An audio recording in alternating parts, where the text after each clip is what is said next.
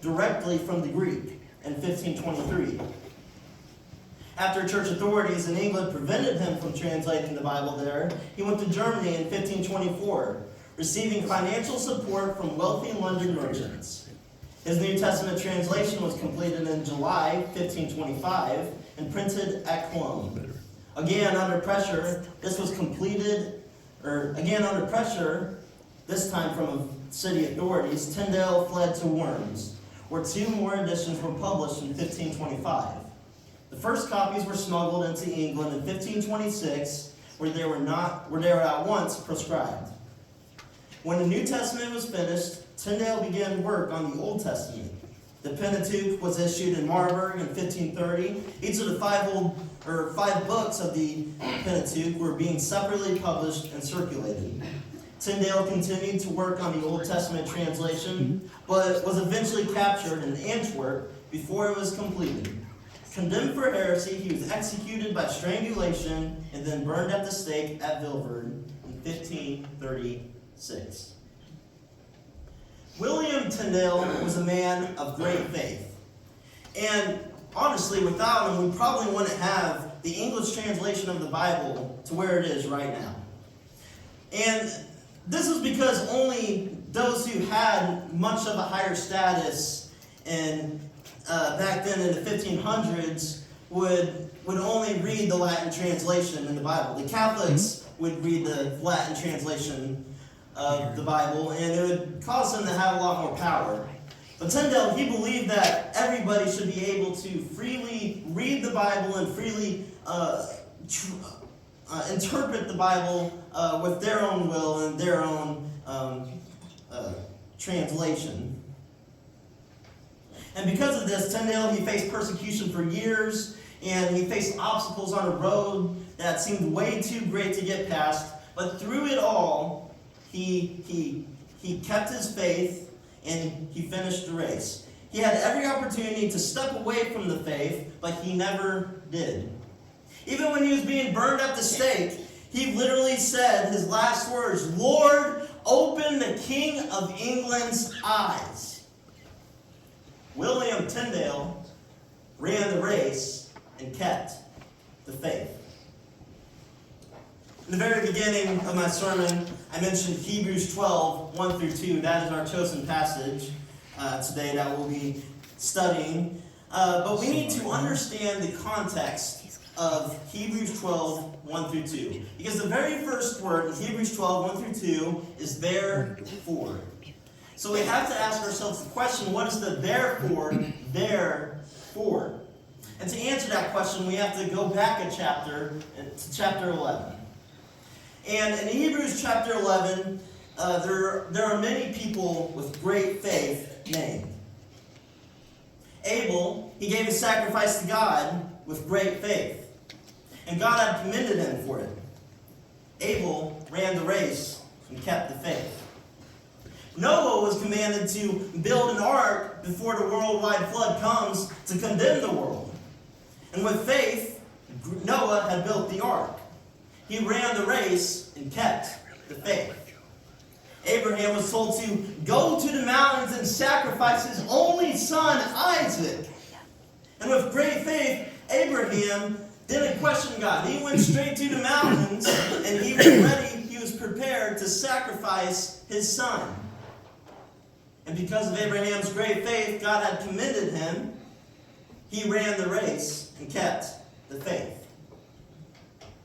Even though Sarah was past the age of giving birth, she still had great faith because of her great faith, she bore a child. And she now has descendants that is as many as the stars of the heavens and as many as the grains of sand on the seashores. She ran the race and kept the faith. Moses grew up as an Egyptian while his own people were being enslaved. But when he was all grown up, he refused to be called an Egyptian, and he chose to be mistreated like his own people. And of course, we all know the famous story of Moses. Moses had great faith that God would send the Hebrews out of Egypt and into the promised land. He ran the race kept the faith. And then we get to one of the last paragraphs in Hebrews 11, and it talks about the judges and some of the prophets. And the author explains how heavily persecuted these guys were. Hebrews 11, 36 through 38 says this: Others suffered mocking and flogging, and even chains and imprisonment. They were stoned. They were sawn in two. They were killed with the sword. They went about in skins of sheep and goats, destitute, afflicted, mistreated, of whom the world was not worthy, wandering about in deserts and mountains and in dens of caves of the earth. These guys, the judges and the prostitutes, or not prostitutes, the prophets, they were all heavily persecuted. I need to learn how to enunciate and pronounce my words right. But these guys, they ran the race. They kept the faith. And then finally, in our last two verses in chapter 11, it wraps up the whole chapter in a nice little bow. And it says this: And all these, though commended through their faith, did not receive what was promised, since God had provided something better for us, that apart from us, they should not be made perfect. Now pause. What does this mean? These saints listed in Hebrews 11 had shown great, immense faith. And God, He had commended them through it all. But although they showed great faith and were commended greatly through it, they did not receive what was promised. And what was promised was Jesus Christ. So does this mean that they're not saved? Does this mean that they're not in heaven and in paradise with Christ? Of course not. If we continue through verse 40, it says that God had provided something better for us. And those who lived in the Old Testament times were ultimately saved by Jesus Christ as well. But it was on the promise of His coming and what Christ would do. And they continued in the faith and trusting in the promise of God. And today we live in a time when the perfect has come, who's Christ, who provided the perfect sacrifice. So what the author is trying to say in verse 40 is that because He had died on the cross for our sins, we are one, under a new covenant, but we are two, made perfect. Not only are we made perfect, but the saints who lived under us, but the saints who lived before us and the saints that are listed in Hebrews 11, they were made perfect through Christ. They continued in the faith, trusting in the promise of what God said, and their faith is an example to us today. So we now finally know what the therefore is there for. We are surrounded by a great cloud of witnesses. Therefore, let us run the race well. And as we work our way through Hebrews 12, 1 through 2, we will see that we will be in the middle of a race. We will learn that we need to finish the race and keep the faith. And as we run this race, we will see three things that we need to do in order to finish this race. The first thing is this: lay aside every distraction. Hebrews 12, 1a, this is the first half of verse 1 in our chosen passage, says this: Therefore, since we are surrounded by so great cloud of witnesses, let us lay aside every weight and sin that clings so closely.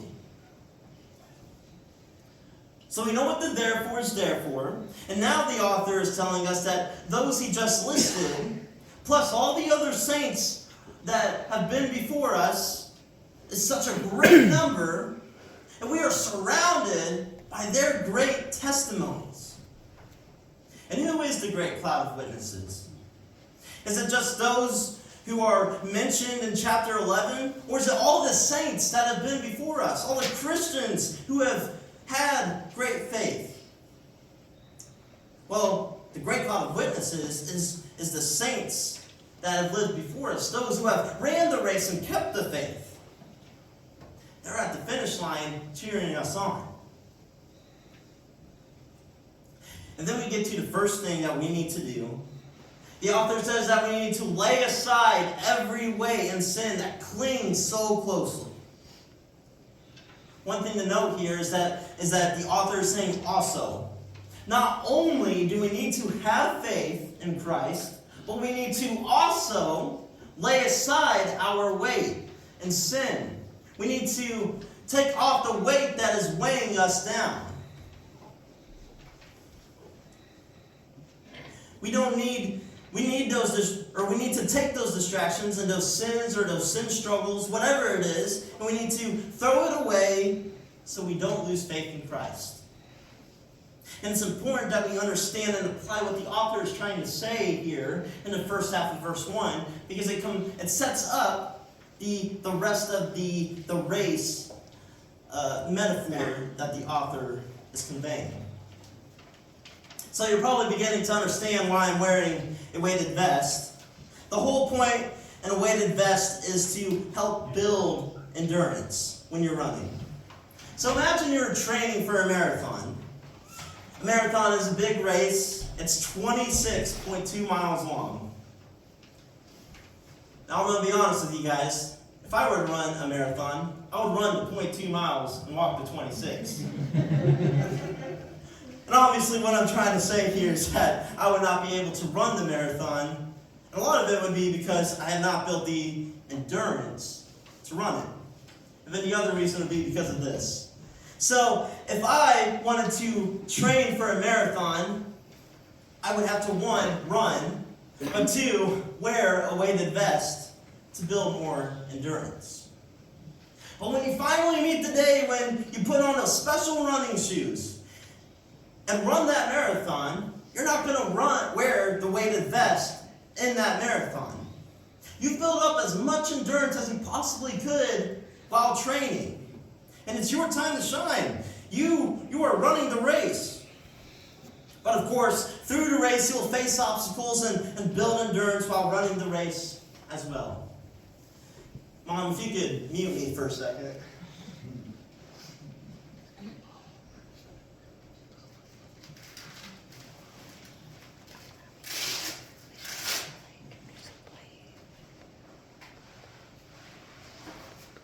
All right, you're good.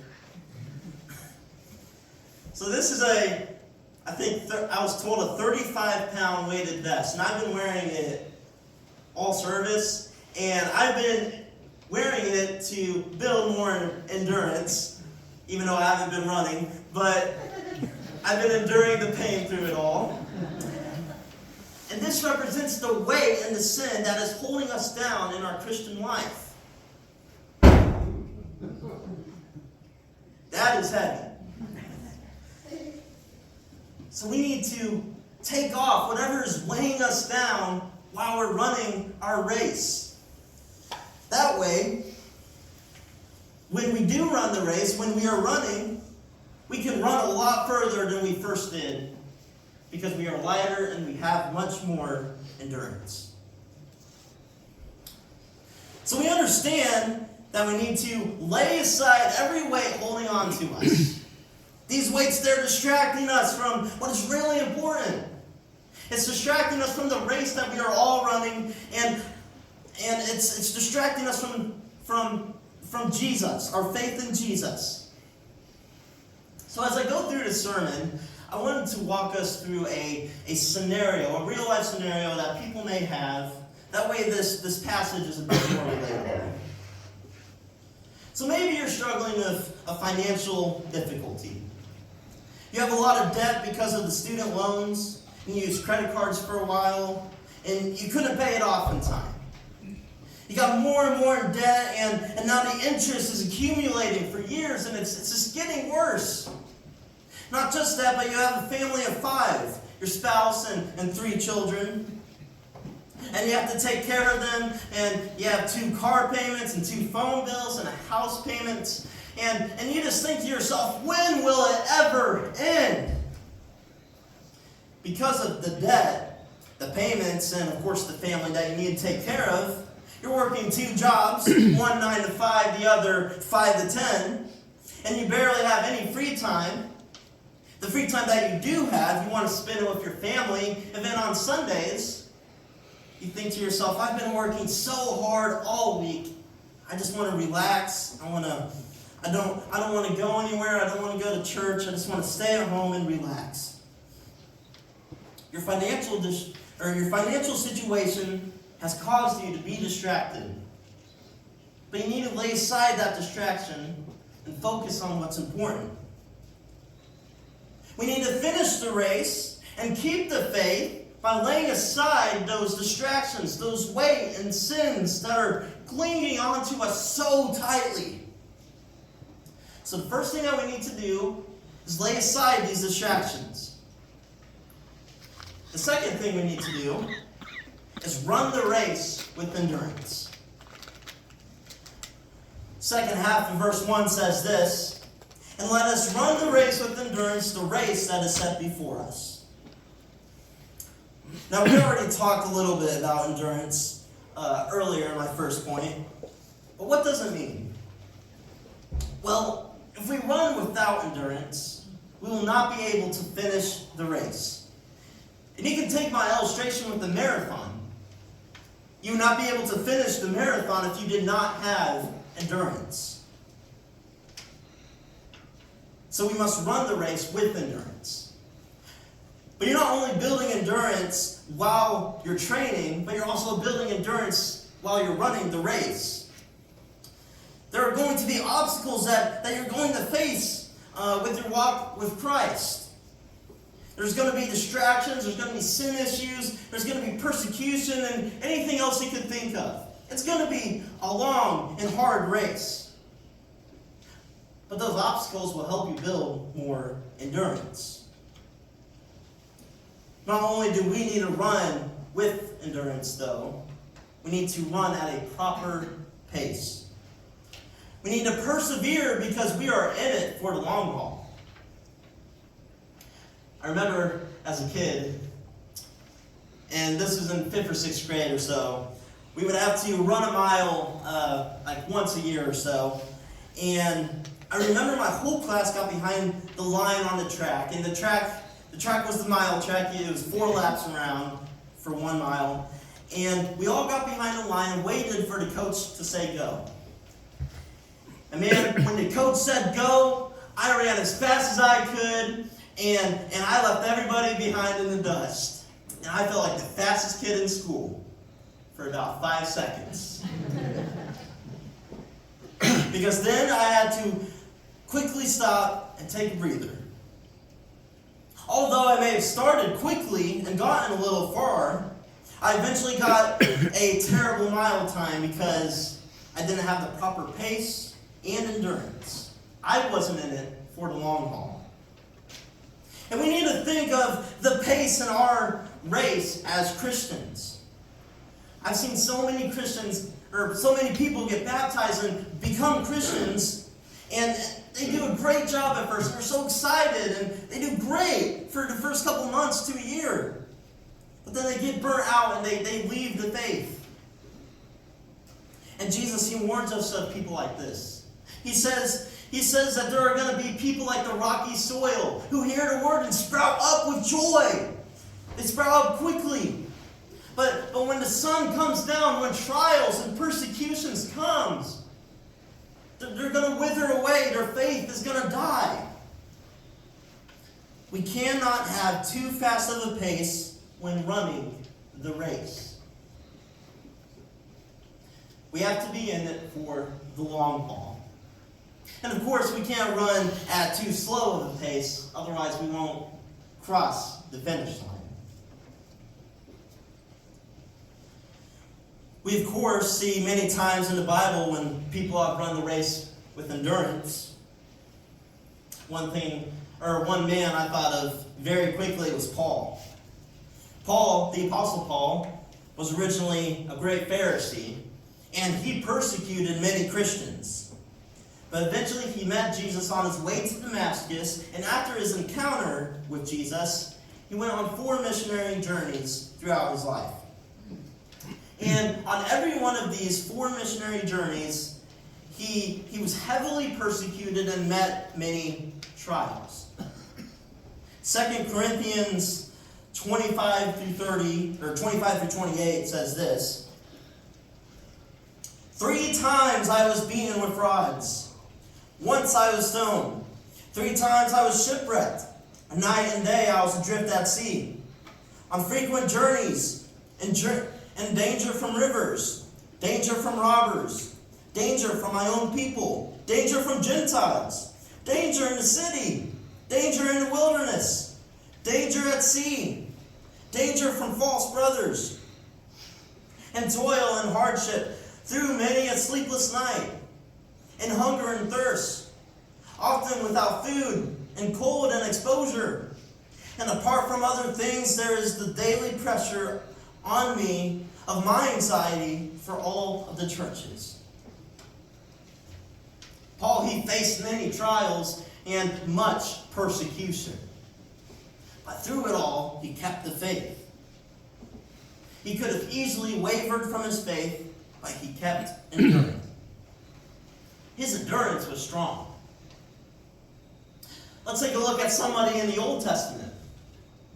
This is one of my favorite stories in the Old Testament. This is about Job.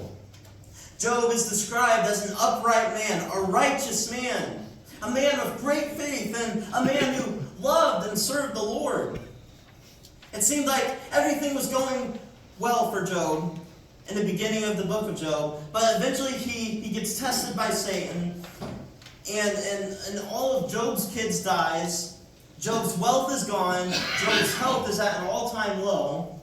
And Job's wife condemns God. And Job's so-called friends condemns Job because they think that he did a terrible sin to cause all this destruction and suffering. But through it all, even though Job believed that he did not deserve the pain and suffering that he went through, he still kept faith in the Lord. Job not only had endured before all the trials came, but he had endured during his suffering and showed that he could have great faith. So back to our scenario that I began in the very beginning of the sermon. Your financial situation is hurting you. And you have a family of 5 that you need to take care of, and you just don't know how you're going to get through it. You're going through obstacles in your everyday life, and you don't have endurance. If you don't have endurance, then your faith will waver. But if you do have endurance and keep enduring in your faith, then your faith in the Lord will become stronger. Because as a Christian, you are in it for the long haul. We need to finish the race and keep the faith by running with endurance. So we need to throw away every distraction that is weighing us down on this race. We need to run the race with endurance. And then, the last thing we need to do is look to Jesus while we're running the race. Hebrews 12:2, finishing up the passage, says this: looking to Jesus, the founder and perfecter of our faith, who for the joy that was set before him endured the cross, despising the shame, and is seated at the right hand of the throne of God. So we have an understanding of the author's race metaphor, and he's explaining the 2 things that we need to do in order to prepare and while running the race. And then we see the last thing that we need to do while running the race, to finish the race. We need to look to Jesus. We need to keep our eyes on Jesus. We must stay focused on Jesus. And this is the heart of what the author is trying to get at. This is the central point that he's trying to get at in these 2 verses. Why do we need to stay focused on Jesus? Because he's the founder and perfecter of our faith. And some translations may say author or pioneer, originator. What the author is trying to say is that Christ is the originator of our faith. And you may be wondering to yourself, what about those under the Old Covenant? While those under the Old Covenant had faith in God and were ultimately saved by Christ, they had faith in God's promise. And I mentioned that earlier in one of my points. One commentary that I read says, in a fundamental sense, the possibility of faith in any era depended and depends upon the work of Christ. That is, because Christ is so central both to the promise and to the fulfillment, because he brings into existence the hope for telos. And that's Greek meaning end or goal or purpose. Christ is the perfecter of our faith because he brings it to its intended goal. It's all centered around Jesus. And our faith is centered around Christ. Christ is the greatest example of finishing the race and keeping the faith. Yes, those mentioned in chapter 11 and all the other saints before us have great testimonies. And we should look to them as examples. But we should always keep our eyes on Jesus. Keep our eyes ahead and up. Because if we keep our eyes on in the center of our faith, the heart of it, then our faith will stay strong. And then it says, who for the joy that was set before him endured the cross. And this just simply means that Jesus, he proudly, he willingly took the cross and paid the ultimate cross. And through it all, he despised the shame. Even though there were those who scoffed at him, those who persecuted him, those who had hard hearts, and those who turned on him. Christ, he had never let him waver his faith. Christ was faithful to the end. He finished the race and kept the faith. Now he's seated at the right hand of God. So where in the Bible may we see an account that teaches us to stay focused on God? There's of course many accounts, but one that I love and one that I'm sure many of you love is the account of Peter walking on water. Peter and the other disciples are in the middle of this terrible storm. It's scary and they are terrified. And they're terrified of drowning and that the ship is going to sink. And not only are they afraid of the storm, but now they see a figure in distance. And they think to themselves, oh great, now we got a ghost to handle? But they realize it's Jesus. And Peter, he eventually has a conversation with Jesus and he gets out of that boat and he begins walking on water because he's focused on Jesus. He looks to Jesus and he has faith in Jesus. But then the storm hits again. And he looks around. He takes his eyes off of Jesus. He looks around and he sees the wind moving. He sees the boat rocking back and forth. He sees the lightning striking down. He hears the loud thunder. And he sees the waves crashing against each other. And right at that moment, he sinks. And he begins drowning. And it was all because Peter kept his eyes off of Jesus and lost faith in him. So when we are going through our struggles in our daily lives, we need to keep our eyes on Jesus. That way we keep our faith.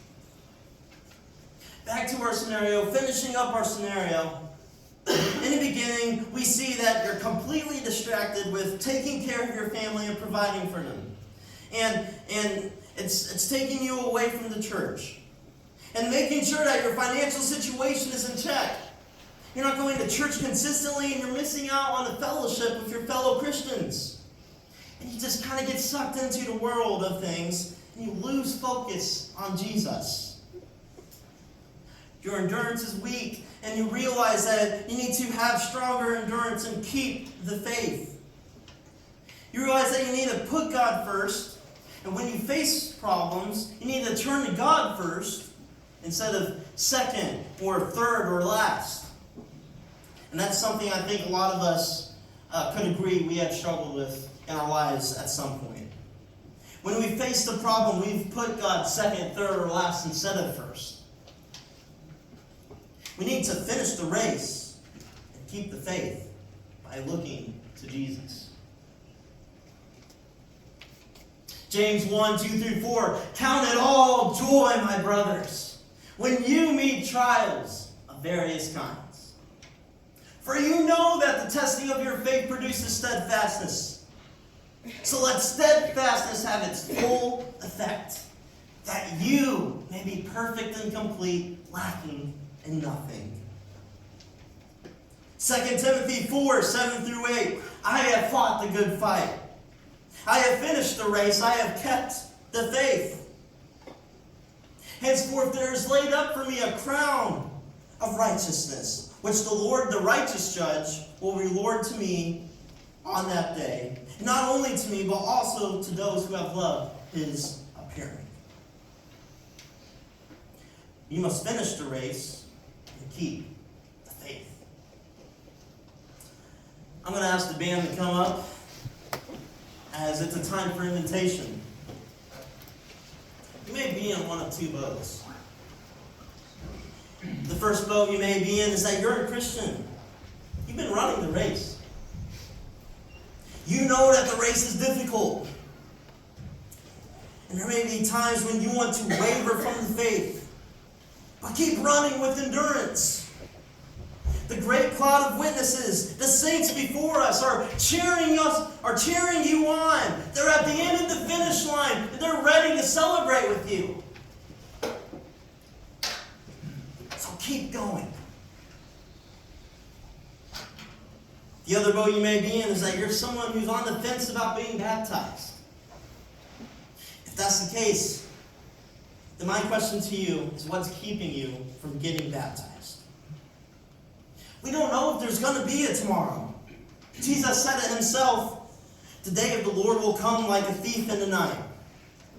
No one knows the day or the hour of the second coming of Christ.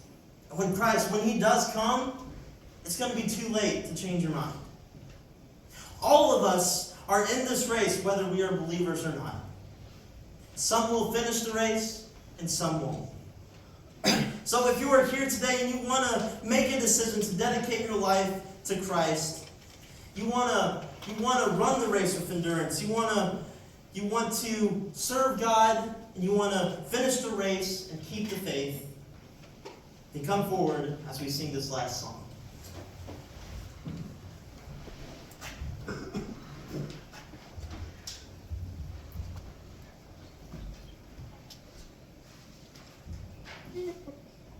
Let's stand together, please.